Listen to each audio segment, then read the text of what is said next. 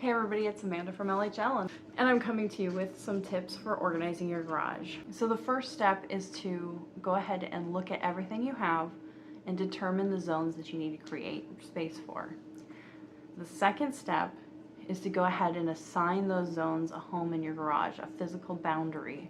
So you want to give them a limit for how much you can store and keep in that area. So my third tip is to go ahead and organize vertically. So you want to create storage vertical as much as possible so that you can get that floor clean and be able to sweep the floor clear. This will help you eliminate rodents and bugs.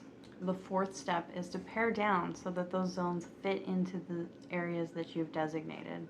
I have a couple of tips for ways to get things more vertically stored. For instance, if you have shovels and brooms, they make hooks that you can install either on a rail system or you can install into the stud, and this lets you hang almost anything. You could hang camp chairs, you can hang wreaths, you can hang all kinds of items with these hooks. Another option is all of your sports equipment.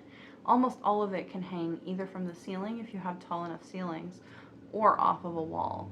I have a bike rack that I'm showing in my blog post, if you want to click the link below, that hangs it at about my shoulder height so that I can still lift the bike up and put it up on the wall. But it gives me the space to be able to open my door. And my garage is very small, so this is a serious issue.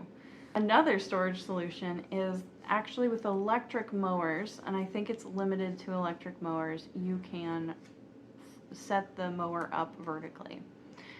So this isn't an issue because you don't have oil and gasoline to deal with. So having a vertical mower allows you to keep it near the door, but set it up on its back end, and it easily stays back behind your garage doors.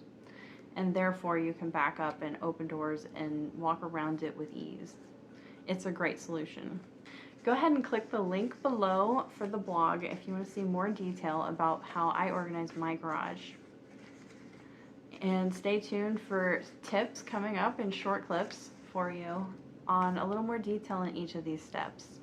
Thank you.